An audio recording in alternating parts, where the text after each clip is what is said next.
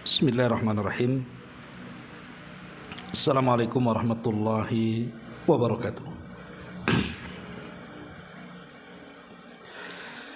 Alhamdulillah wassalatu wassalamu ala Rasulillah wa ala alihi wa sahbihi wa mawalah wa la hawla wa la quwata illa billahi wa ba'du. Alhamdulillah, segala puja dan puji hanya milik Allah subhanahu wa ta'ala. Salat dan juga salam tahdiahkan kepada Rasul kita Nabi besar Muhammad sallallahu alaihi wa ala alihi wasallam. Kita lanjutkan kajian kita masih membahas kitab Bahjah Qulubil Abrar karya Syekh Abdurrahman ibn Nasir As-Sa'di rahimahullahu ta'ala. Dan kita masuk pada poin ke-51 halaman ke-177 tentang tercelanya ambisi menjadi pemimpin. Kita baca hadisnya. An Abdurrahman ibni Samurah radhiyallahu anhu qala qala li Rasulullah sallallahu alaihi wasallam, Ya Abdurrahman ibna Samurata, la tas'alil imarata, fa innaka in utitaha an mas'alatin wukilta ilaiha, wa in utitaha an ghairi mas'alatin u'inta alaiha, wa idha halafta an yaminin fara'aita ghairaha khairan minha fa'til ladhi huwa khairun wa kafir an yaminika, muttafaqun alaih. Kata Nabi sallallahu alaihi wasallam dari hadis Abdurrahman ibn Samurah radhiyallahu an, dia berkata, di mana Nabi sallallahu alaihi wasallam bersabda kepadaku, wahai Abdurrahman ibn Samurah, janganlah kamu meminta jabatan ataupun kepemimpinan. Sebab jika kamu diberi jabatan karena memintanya, niscaya urusan itu akan diserahkan kepadamu.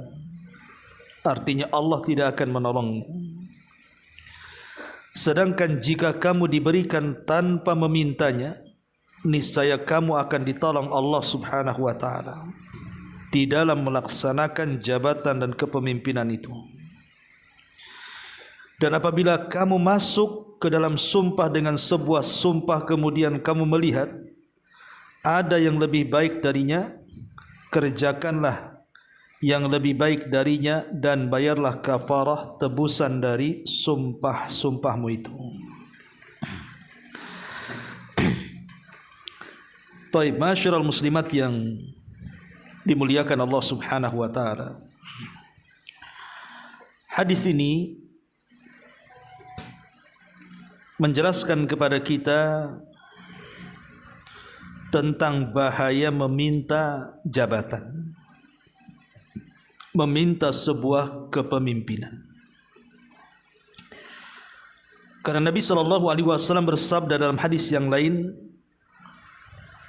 innakum satahrisuna 'alal imarati wa innaha satakunu nadamatan wa hasratan fa ni'mat al-murdi'atu wa bi'satil fatimatu. Kata Nabi SAW, kalian akan rakus terhadap jabatan, padahal jabatan akan menjadi penyesalan pada hari kiamat. Ia adalah seenak-enaknya penyusuan dan segetir-getirnya penyapihan. Taib, masyiral muslimat yang dimuliakan Allah azza wa jalla, kenapa kemudian Nabi SAW menasihati sahabat Abdurrahman ibn Samurah agar menjauhi meminta kedudukan, meminta pangkat ataupun jabatan. Karena biasanya orang yang jatuh kepada posisi jabatan ataupun kepemimpinan, maka akan timbul dosa-dosa tanpa sadar yang mengakibatkan akan menghancurkan kehidupannya. Karena biasanya seorang yang masuk pada dunia kepemimpinan, entah dia jadi presiden, entah dia jadi menteri, entah dia jadi pemimpin daerah dan begitu seterusnya, biasanya kalau sudah masuk kepada ranah atau dunia seperti itu, maka mereka akan mudah menghalalkan yang Allah haramkan. Bahkan akan masuk kepada sifat-sifat yang sangat tercela. Seperti umpamanya orang-orang yang masuk pada dunia seperti itu pasti akan menginginkan sebuah ar-rif'atu wal jah. Rif'atu wal jah itu artinya kedudukan yang tinggi, ingin dihargai, ingin dihormati, ingin dimuliakan. Dan itu terlihat ketika para pemimpin ini sudah tidak menjadi pemimpin. Kita bisa melihat ketika dia menjadi pemimpin, subhanallah, kemana-mana ada bodyguard yang mengikutinya, menggunakan protokoler dan begitu seterusnya, dihormati, disanjung dan begitu seterusnya. Tapi ketika kemudian kepemimpinannya sudah selesai, sudah purna tugas atau sudah menjadi pensiun, banyak kemudian orang yang stres, seolah-olah dia terkena penyakit yang kita sebut dengan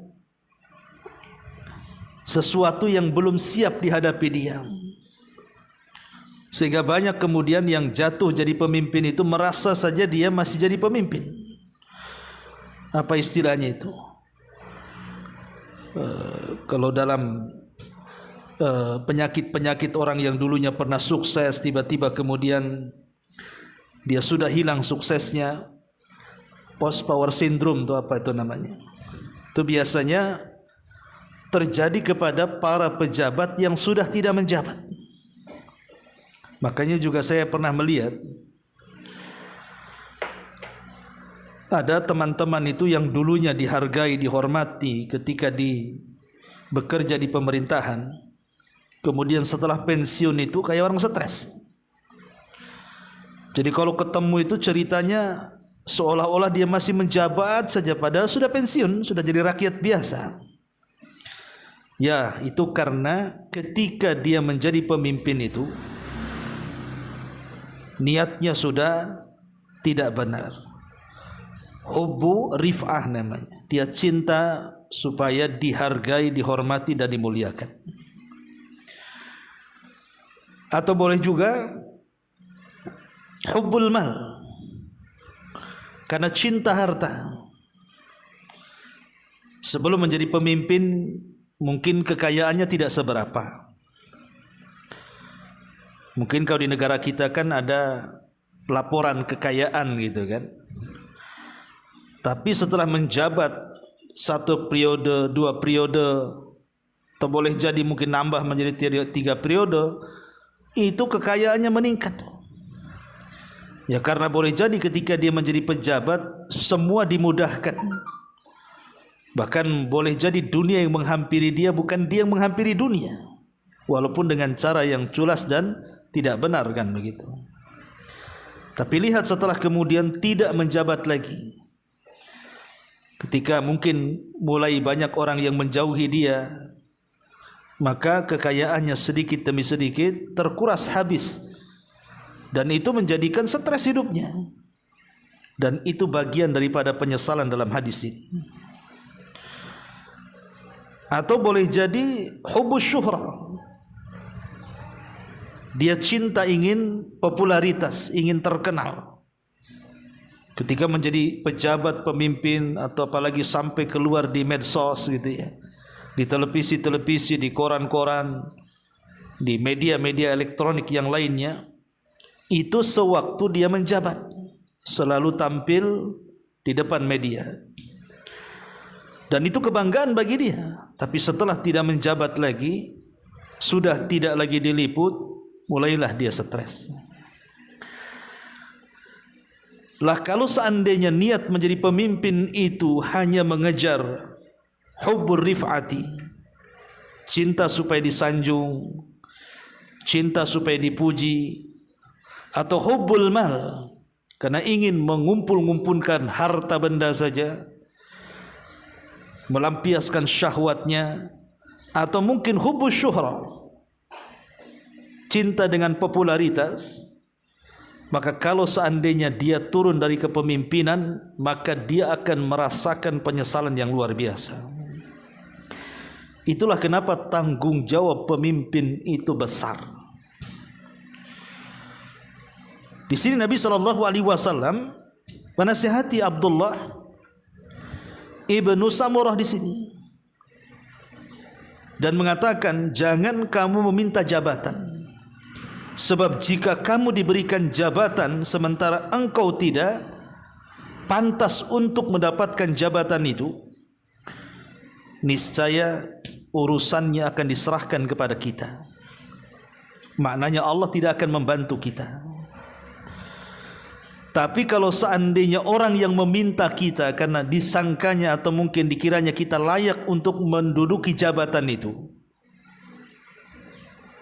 dan orang-orang mempercayainya kepada kita, dan kita akhirnya menerima karena bukan kehendak kita, tapi orang lain berkehendak, masyarakat yang berkehendak karena melihat kemampuan kita, maka kalau dia kemudian mendapatkan jabatan dengan bismillah, maka insyaAllah dia akan ditolong oleh Allah subhanahu wa ta'ala. Ma'asyiral muslimin wal muslimat rahimani wa rahimakumullah. Satu hari seorang sahabat namanya Abi Dzar Al-Ghifari radhiyallahu anhu, dia datang kepada Nabi SAW dan meminta jabatan dan mengatakan, ala tasta'miluni ya Rasulullah, Rasul, angkatlah aku menjadi pemimpin. Maka Nabi SAW langsung menepuk kedua bahu Abi Dzar Al-Ghifari radhiyallahu anhu dan mengatakan, ya Aba Dzar innaka dhaif. Wahai Aba Dzar, kau ini lemah. Wa innaha amanah, kepemimpinan ini amanah. Wa innaha yaumal qiyamah hizyun wa nadama, dan kelak pada hari kiamat maka engkau akan dihinakan dan akan timbul banyak penyesalan. Illa man akhadaha bihaqqiha, kecuali orang yang mengambil dengan kapasitasnya. Wa addalladzi alaihi fiha, dan dia betul-betul mengerjakannya dengan amanah di pundaknya. Lihat bagaimana Nabi SAW mengatakan kepada Abu Dzar, ya Abu Dzar, kau ini lemah. Dan itu yang terjadi. Potret kepemimpinan negeri kita ini bukan karena dia punya skill leader terbaik untuk menjadi pemimpin, tidak. Tapi kebanyakan karena banyak masanya, mungkin dia public figure, artis dan yang semacamnya. Apalagi pemilihan dengan banyaknya suara, tak jarang juga kemudian menggunakan serangan pajar dan yang semisalnya, akhirnya terpilih. Orang-orang yang tidak memiliki kapasitas di bidangnya tiba-tiba kemudian diduduki orang tersebut, apa yang terjadi? Maka Nabi SAW mengatakan, idza wusidal amru ila ghairi ahli fantadiri sa'ah. Kalau sebuah urusan itu dipegang kepada yang bukan bidangnya, maka tunggulah kehancurannya, tunggulah kiamatnya. Itulah ancaman Nabi SAW. Makanya kenapa Nabi menasihati seperti itu. Kita lihat manusia terbaik setelah Nabi SAW adalah Abu Bakar Siddiq radhiyallahu an. Ketika Abu Bakar Siddiq radhiyallahu an mendengar saat wafatnya Nabi SAW pun jasad Rasul belum dikuburkan, dia mendengar orang-orang Ansar sedang mengadakan pertemuan dan meniatkan untuk mengangkat Sa'd bin Ubadah, pemimpin Khazraj, menjadi pengganti Nabi SAW. Maka Abu Bakar datang menggandeng Umar dan juga Abu Ubaidah ibn Jarrah, kemudian menjelaskan siapa yang layak menjadi pemimpin. Ketika itu Umar bin Khattab radhiyallahu an langsung ditarik tangannya oleh Abu Bakar Siddiq radhiyallahu an. Kemudian dikatakan baiatlah Umar. Kemudian setelah itu mengambil tangan Abu Ubaidah atau baiatlah Abu Ubaidah. Keduanya layak untuk menjadi pemimpin. Subhanallah. Lihat bagaimana manusia terbaik, padahal tidak ada manusia terbaik setelah Nabi kecuali Abu Bakar Siddiq radhiyallahu an. Tapi dia justru menarik tangan Umar dan Abu Ubaidah dan mengatakan baiatlah salah satu dari keduanya, karena salah satu dari keduanya layak untuk menjadi pemimpin. Tapi Umar bin Khattab radhiyallahu an pun sadar bahwa ada yang lebih layak dibandingkan dia. Siapa? Abu Bakar. Makanya Umar mengatakan, aku tidak akan menjadi khalifah kalau dalam rakyatku ada orang yang namanya Abu Bakar. Di zaman dulu, ketika mereka ditawari menjadi pemimpin, mereka saling mundur dan tidak mau saling maju. Ketika ada orang yang terbaik di antara mereka, maka mereka akan mendahulukan orang yang terbaik di antara mereka, karena mereka tahu bahwa tanggung jawab seorang pemimpin ini besar. Kalau dia baik, maka dia akan mendapatkan kebaikan rakyatnya. Tapi kalau dia jahat, dia akan menanggung dosa rakyatnya. Dan itulah isi daripada surat Nabi ketika menyurati Raja Herakli.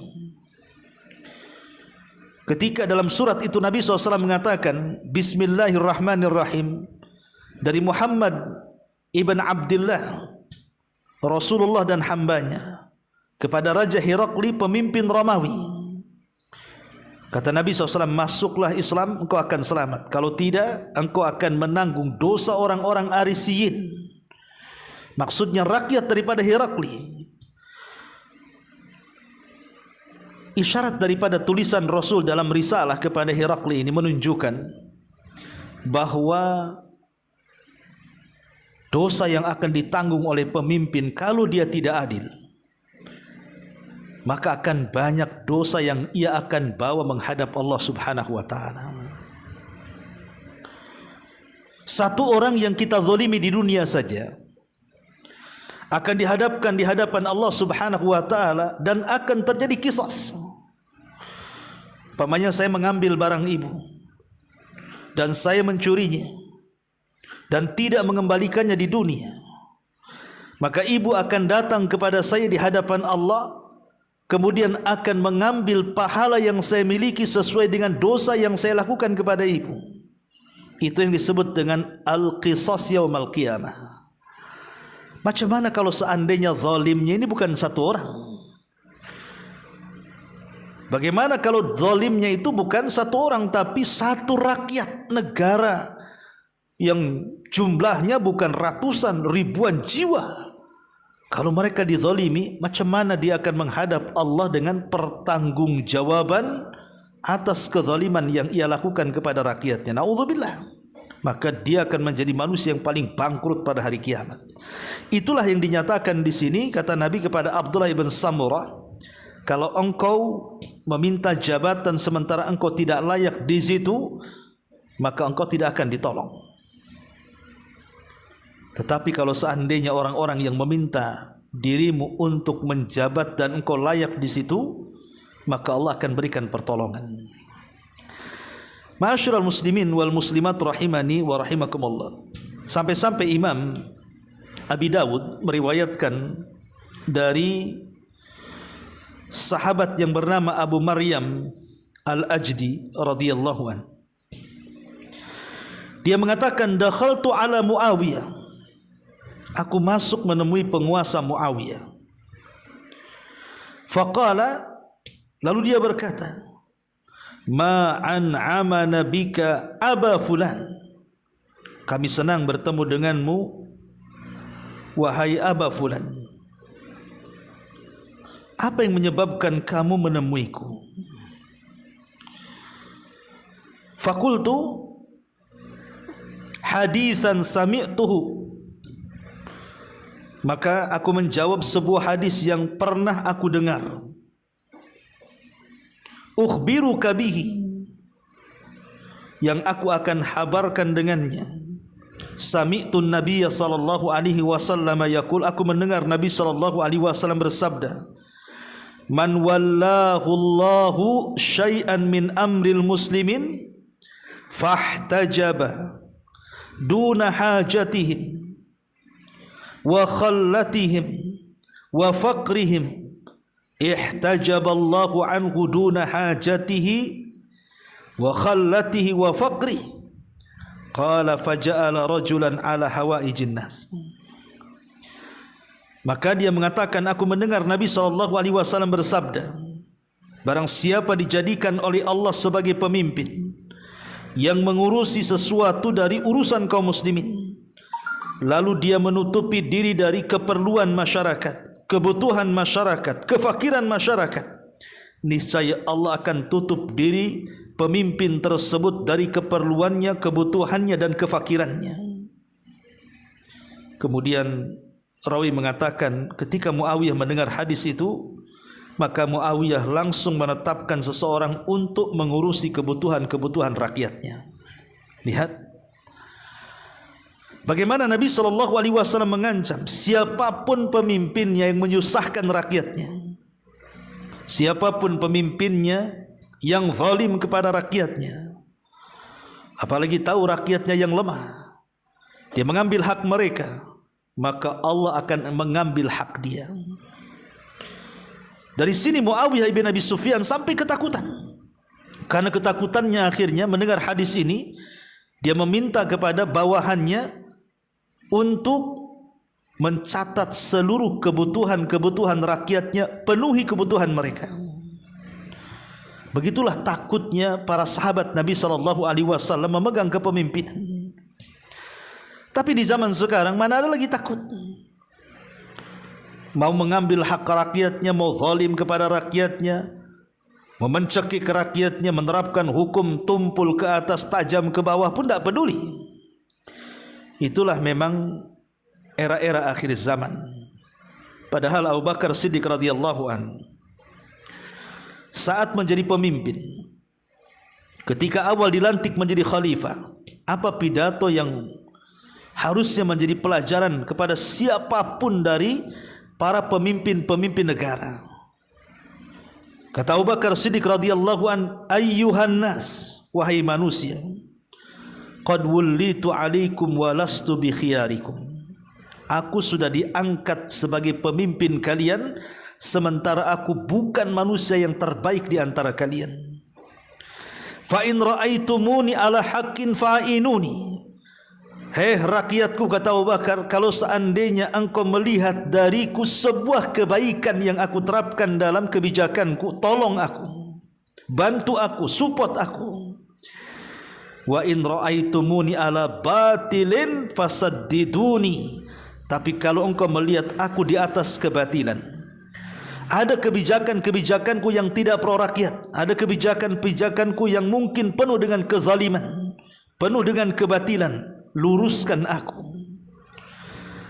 Lihat bagaimana Abu Bakar Siddiq radhiyallahu anhu, dia meminta kepada rakyatnya, kalau dia memutuskan sebuah kebijakan dan kebijakan itu pro rakyat, sokong, dukung, tolong. Tapi kalau kebijakan itu membuat susah rakyatnya, apalagi penuh dengan kezaliman dan kebatilan, tolong luruskan aku. Kemudian kata beliau, atiuni ma ata'tullaha fikum, kalian boleh mentaati aku, kata Abu Bakar, selama aku mentaati Allah. Fa idza asaituhu fala ta'ata li alaikum. Tapi kalau kalian melihat aku bermaksiat kepada Allah, jangan pernah kalian taati kepemimpinanku. Lihat, Abu Bakar Siddiq radhiyallahu anhu betul-betul ingin berhukum dengan hukum Allah, karena tidak ada hukum yang lebih adil dibandingkan Al-Quran dan Sunnah Rasulullah. Makanya dia mengatakan, selama aku taat kepada Allah, selama aku taat kepada Rasulullah, taati aku. Tapi selama aku bermaksiat kepada Allah, selama aku bermaksiat kepada Rasulullah, jangan pernah taat kepada aku. Kemudian Abu Bakar mengatakan, ala inna aqwakum indi al-dhaif hatta akhudhu ahaqqa lakum. Kata Abu Bakar, sesungguhnya orang kuat di antara kalian adalah lemah di sisiku, sampai hatta akhudhal haqqa lahu, sampai aku mengambil hak dia. Wa ada'afukum indi al-qawiyyu hatta akhudhal haqqa minhu. Dan orang yang paling lemah di antara kalian adalah orang yang paling kuat di sisiku, sampai aku mengambil haknya. Subhanallah. Lihat bagaimana kepemimpinan Abu Bakar betul-betul membela rakyatnya. Siapa yang merasa kuat di sisi rakyatnya, maka di sisiku dia orang yang paling lemah. Karena biasanya orang yang kuat itu cenderung menindas. Orang yang paling kuat itu cenderung untuk berbuat jahat dan zalim. Makanya Abu Bakar ingin membentengi rakyatnya, seolah-olah Abu Bakar mengatakan, aku adalah backing kalian. Tenang, jangan takut dengan orang-orang yang kalian anggap itu kuat, karena engkau punya aku. Tapi orang yang paling lemah di antara kalian, yang boleh saja ditindas, kalian orang yang paling kuat di sisiku. Kemudian Abu Bakar mengatakan, aqulu qauli hada wastaghfirullah li wa lakum. Inilah kata-kataku, aku hanya meminta ampun kepada Allah untukku dan untuk kalian. Lihat bagaimana ucapan yang membara dari Abu Bakar Siddiq. Ini percontohan pemimpin yang adil. Makanya kalau kita lihat bagaimana pemimpin-pemimpin yang adil itu betul-betul mendapatkan keutamaan yang besar di sisi Allah Subhanahu wa taala. Nabi SAW sampai memasukkan deretan 7 manusia yang akan mendapatkan naungan di hari yang tidak ada naungan kecuali naungan Allah Subhanahu wa taala. Kata Rasul, sab'atun yudhilluhumullahu fi dhillihi yauma la dhilla illa dhilluh. Ada 7 kelompok yang akan mendapatkan naungan arsy di saat tidak ada naungan kecuali dengan naungan arsy Allah Subhanahu wa taala. Yang pertama justru Rasul mengatakan imamun adil. Imam yang adil, pemimpin yang adil.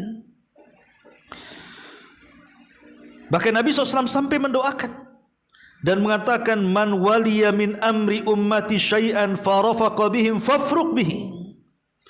Ya Allah, siapapun dari umatku yang diangkat menjadi pemimpin, kok dia lembut dengan rakyatnya, dia baik dengan rakyatnya, dia memperhatikan hak dan kebutuhan rakyatnya, maka perbaikilah pemimpin yang seperti ini. Tapi sebaliknya, kata Rasul, barang siapa yang diangkat menjadi pemimpin dari umatku, kemudian dia berbuat jahat kepada rakyatnya, hancurkan pemimpin yang seperti ini. Ma'asyiral muslimin yang dimuliakan Allah Subhanahu wa taala, maka dari sini ada nasihat kepada para pemimpin, siapapun pemimpinnya. Apakah pemimpin ini selevel negara, mungkin presiden atau bawahannya menteri-menteri, atau mungkin sampai kepada wali kota, lurah, RT, RW, sampai kepada pemimpin rumah tangga. Kata Nabi SAW, thalathatun la yaruddullahu du'a'ahum. Ada 3 kelompok, tidak mungkin ditolak doanya. Yang pertama, adzakirullaha katsira, orang-orang yang berzikir kepada Allah. Yang kedua, wal mazlum, orang yang dizalimi. Dan yang ketiga, wal imamul muqsid, dan pemimpin yang adil. Ini bentuk pertolongan Allah. di mana para pemimpin yang adil itu mereka ditolong Allah dengan cara dikabulkan doa-doanya. Maka mulailah dari pemimpin-pemimpin keluarga, baru naik kepada pemimpin-pemimpin berikutnya sampai boleh jadi ke pemimpin negara. Maka kalau doa-doa Anda ingin dikabulkan, maka menjadilah pemimpin yang adil. Karena kalau seandainya Anda menjadi para pemimpin yang adil, maka Nabi SAW menganggap pemimpin yang seperti ini adalah manusia terbaik yang ada di kolong langit. Kata Nabi SAW, ala ukhbirukum bi khiyari umaraikum wa syirarihim. Maukah aku habarkan kepada kalian pemimpin-pemimpin terbaik dan pemimpin-pemimpin terburuk, kata Rasul. Adapun pemimpin-pemimpin terbaik, khiyaruhum alladzina tuhibbunahum wa yuhibbunakum wa tad'una lahum wa yad'una lakum. Pemimpin-pemimpin yang kalian cinta dengan rakyat atau yang dicintai rakyat, atau yang kalian berdoa dengan doa baik kepada rakyat atau yang didoakan baik oleh rakyatnya. Maka kita lihat, kalau satu pemimpin itu dilaknat oleh rakyatnya, dijelek-jelekan oleh rakyatnya, diburuk-burukan oleh rakyatnya, berarti pemimpin yang seperti ini bukan tanda-tanda pemimpin yang baik. Karena Rasul yang mengatakan, wa syiraru ummaraikum, dan seburuk-buruk pemimpin kalian adalah alladzina tubghidunahum wa yubghidunakum wa tal'anunahum wa yal'anunakum. Engkau membenci rakyatnya dan rakyat membenci engkau. Engkau melaknat rakyatnya dan rakyat melaknat engkau. Maka berlindunglah dari pemimpin-pemimpin yang buruk, karena mereka adalah pemimpin-pemimpin yang dilaknat Allah Subhanahu wa ta'ala. Ma'asyiral muslimat yang dimuliakan Allah Subhanahu wa ta'ala, satu hari Umar bin Khattab radhiyallahu anhu, entah kenapa dia bicara dengan unta yang merupakan unta sedekah. Jadi Umar berdialog dengan unta, padahal unta pun tak paham dengan dialog Umar. Umar mengatakan di hadapan unta, inni akhafu an us'ala anka yaumal qiyamah. Heh unta, katanya, aku takut aku akan ditanya gara-gara kamu pada hari kiamat, katanya. Lihat, karena unta itu unta sedekah. Takut kalau seandainya Umar itu tidak menyalurkan unta-unta itu kepada yang berhaknya, maka dia tanya setiap barang-barang yang merupakan milik rakyat, semua akan ditanya di hadapan Allah Subhanahu wa ta'ala. Sampai unta pun ditanya sama Umar. Hei unta, kata Umar, aku takut gara-gara engkau aku akan ditanya di hadapan Allah Subhanahu wa ta'ala kelak pada hari kiamat. Ma'asyiral muslimin, muslimat yang dimuliakan Allah Subhanahu wa ta'ala, makanya dalam sebuah hadis Rasul mengatakan, in syi'tum an ba'tukum an imarati wa ma hiya. Jika kalian mau, kata Rasul, aku akan habarkan jenis kepemimpinan bagi kalian. Apa itu menjadi pemimpin, kata Rasul? Maka sahabat mengatakan, apa itu wahai Rasul? Maka Rasul mengatakan, awwaluha malamah wa thaniha nadamah wa thalithuha azabun yaumal qiyamah. Awal diangkat menjadi pemimpin itu sebuah kehancuran. Yang keduanya, engkau akan mendapatkan penyesalan. Yang ketiganya, engkau akan mendapatkan azab pada hari kiamat. Illa man adal, kata Rasul, kecuali engkau menjadi pemimpin yang adil. Maka kalau seandainya pemimpin itu tidak adil, maka dia akan mendapatkan tiga perkara ini. Pertama, malamatun, kehancuran. Yang kedua, nadamatun, penyesalan. Yang ketiga, azabun yaumal qiyamati, azab kelak pada hari kiamat. Na'udzubillah thumma na'udzubillah. Itulah yang kemudian Nabi SAW sampai menasihati sahabat Abdullah ibn Samurah ini. Ma'asyiral muslimat yang dimuliakan Allah Subhanahu wa ta'ala. Tapi ada sebuah hal yang menarik dari surat yang ditulis oleh Al-Hasan kepada Umar bin Abdul Aziz. Jadi ketika Umar bin Abdul Aziz diangkat menjadi khalifah, dia menulis kepada Imam Al-Hasan untuk mencatat ciri-ciri pemimpin yang adil itu seperti apa. Harusnya seperti itu. Harusnya para pemimpin itu punya penasihat-penasihat spiritual yang memang ahli dalam agama, ahli di dalam Al-Quran, ahli dalam hadis-hadis Nabi SAW, supaya setiap keputusannya tidak keluar daripada firman Allah dan hadis Nabi SAW. Karena itu keadilan. Ya. Maka kemudian Imam Hasan mencatat sebuah surat permintaan wasiat daripada Umar bin Abdul Aziz untuk mencatat ciri-ciri pemimpin yang adil. Isi suratnya, "I'lam ya Amiral Mu'minin, innallaha ja'alal imam al-adila kiwama kulli ma'ilin wa qasda kulli ja'irin wa salaha kulli fasidin wa quwwata kulli dha'ifin wa nisfata kulli madhlumin wa mafza'a kulli malhufin." Ketahuilah wahai Amiral Mukminin, sesungguhnya Allah telah menjadikan pemimpin yang adil itu pelurus setiap kebengkokan. Kalau ada yang bengkok di masyarakat, pemimpin yang meluruskannya.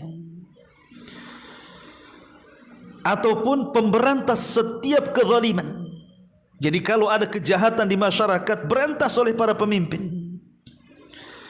Wasalaha kulli fasidin, dia memperbaiki setiap kerusakan. Ada di masyarakat, ada undang-undang yang nyeleneh, langsung buatkan undang-undang yang sesuai dengan syariat. Wa quwwata kulli dhaifin, dan pemimpin adalah kekuatan bagi orang-orang lemah. Bukan melemahkan orang-orang yang lemah, tapi menguatkan orang-orang yang lemah. Ini mah tidak. Yang miskin makin miskin, yang kaya pula makin kaya. Ya. Kemudian wa nisfata kulli madhlum, dia sebagai penolong bagi siapapun yang terzalimi. Harusnya para pemimpin menolong siapapun yang menjerit karena dizalimi manusia, bukan dia pelaku kezaliman. Wa mafza' kulli malhuf, dan dia harus sebagai yang bisa menakut-nakuti orang-orang yang jahat supaya dia sadar. Itulah yang ditulis oleh Imam Hasan kepada Umar bin Abdul Aziz, seorang khalifatul muslimin, yang dengan nasihat Imam Hasan al-Basri rahimahullahu ta'ala ini, Umar bin Abdul Aziz menjadi satu-satunya pemimpin yang adil setelah Khulafaur Rasyidin. Ma'asyiral muslimin, muslimat yang dimuliakan Allah Subhanahu wa taala. Kemudian apa lagi yang ditulis dalam surat itu? Dia mengatakan, ya Amirul Mukminin karra'is syafiq ala ibilihir rafiq. Wahai imam, wahai Amirul Mukminin, jadilah pengembala yang memiliki sifat lembut kepada hewan gembalaannya. Itulah makanya Nabi SAW dikatakan oleh ahli sejarah, min ra'il ghanami ila ra'il umami, atau min riayatil ghanami ila riayatil umami. Nabi itu dididik oleh Allah mulai jadi pemimpin kambing-kambing menjadi penggembala, akhirnya terdidik menjadi pemimpin umat manusia. Dari mana Nabi SAW mendapatkan percontohan menjadi pemimpin umat selembut itu? Saat dia menggembala kambing, mendapatkan sifat-sifat itu. Makanya kemudian dia mengatakan, wahai Amirul Mukminin, jadilah seorang pengembala yang lembut kepada gembalaannya. Ya Amirul Mukminin, wassil yatama wa khazzin masakin wa yurabbi saghirahum wa yamunna kabirahum. Wahai Amirul Mukminin, perhatikan anak-anak yatim, perhatikan orang-orang miskin, berikan pendidikan anak-anak kecil di antara mereka, sayangi orang-orang yang sudah tua di antara mereka.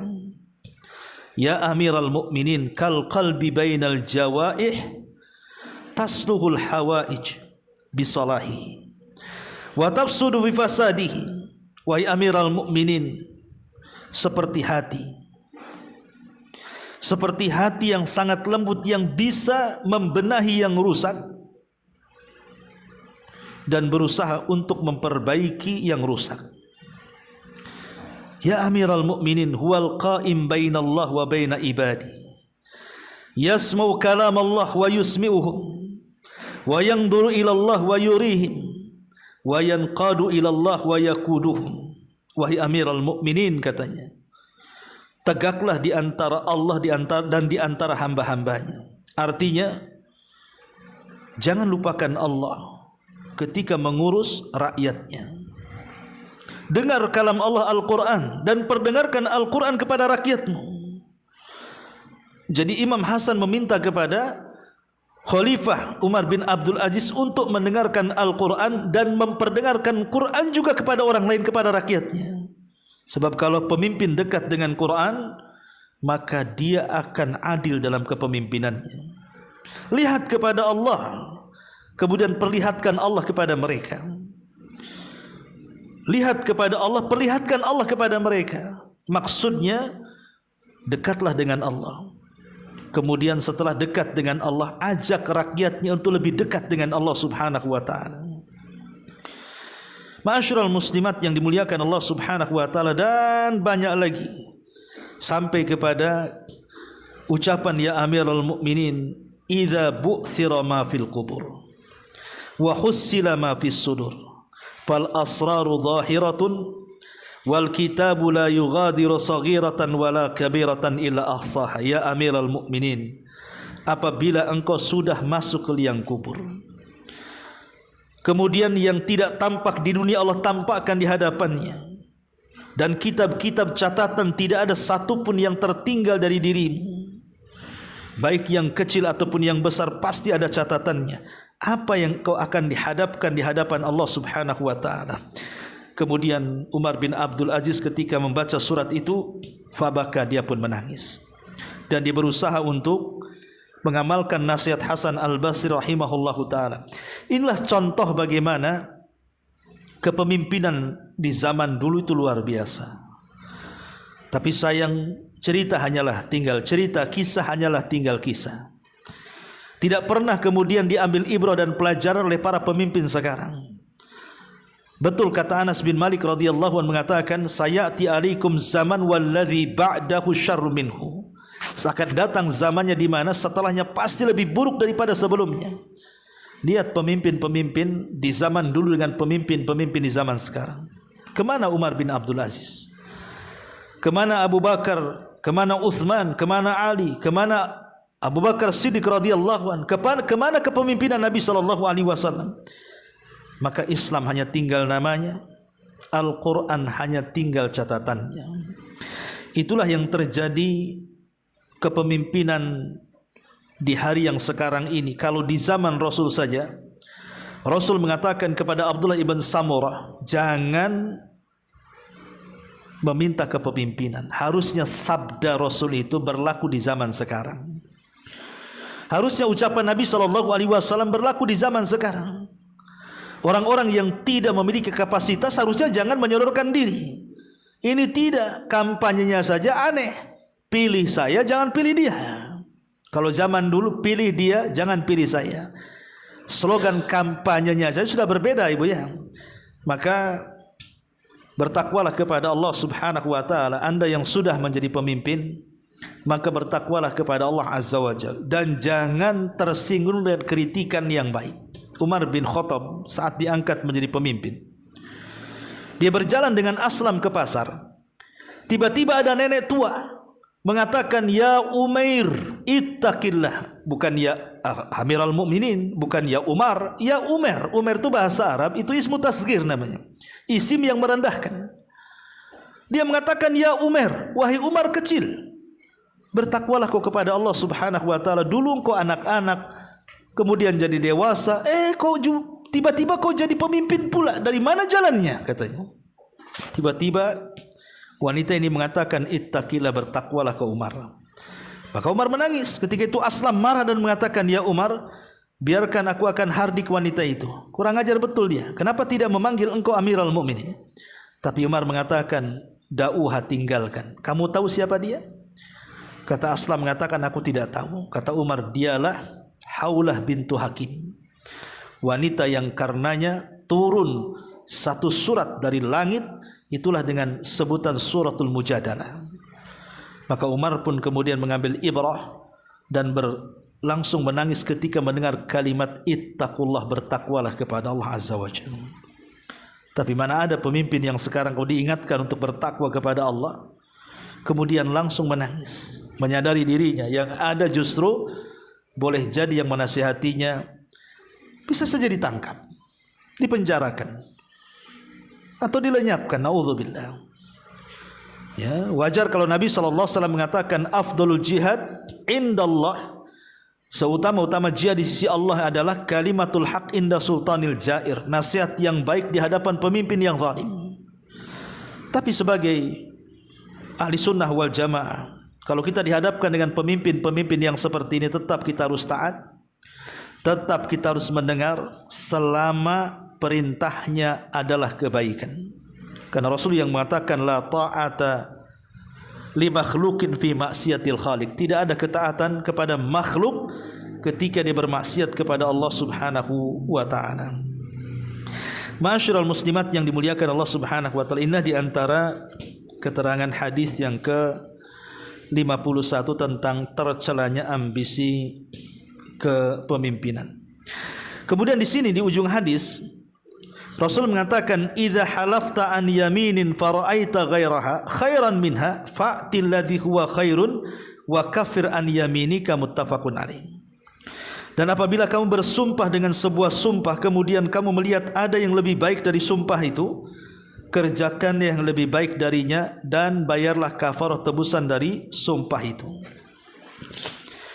Di sini sabda Nabi yang kedua dikatakan oleh Syekh Abdurrahman As-Sa'di, lihat dalam halaman ke-180. Termasuk di antara makna hadis ini adalah seseorang yang bersumpah untuk meninggalkan kewajiban atau meninggalkan perkara sunnah, maka dia wajib membayar kafarah atas sumpahnya tersebut dan wajib melakukan perkara wajib dan sunnah yang ia telah bersumpah untuk meninggalkannya. Jadi contohnya adalah kalau seandainya seseorang bernazar untuk tidak melaksanakan sholat wajib, kalau saya sembuh saya akan meninggalkan sholat 5 waktu, kan konyol bu. Ya, kalau saya sembuh saya tidak akan sholat rawatib, kan bego orang yang ngomongin.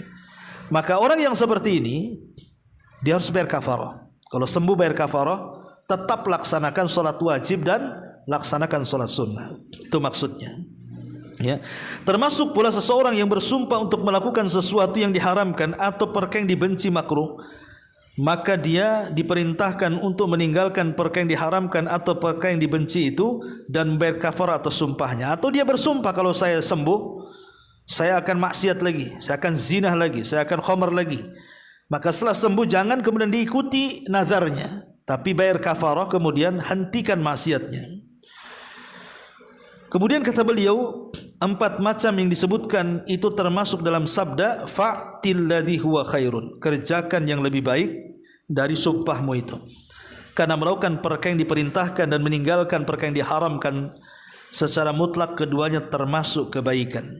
Inilah makna firman Allah, wala taj'alullaha urdatan li aimanikum an tabarru wa tattaqu wa tuslihu bainan nas. Dan janganlah kalian jadikan nama Allah dalam sumpahmu sebagai penghalang untuk berbuat kebaikan, takwa dan menciptakan kedamaian di antara kalian. Ya, inilah di antara poin dari hadis yang ke-51. Wallahu a'lam bishawab. Ini yang bisa sampaikan sebelum saya tutup. Kalau ada yang bertanya silahkan.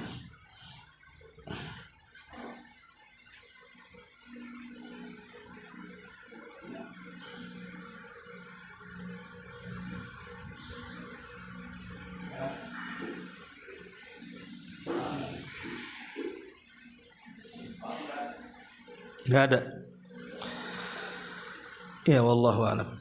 Subhanaka bihamdika asyhadu an la ilaha illa anta astaghfiruka wa atubu ilaik. Allahu ta'ala alam. Assalamualaikum warahmatullahi wabarakatuh.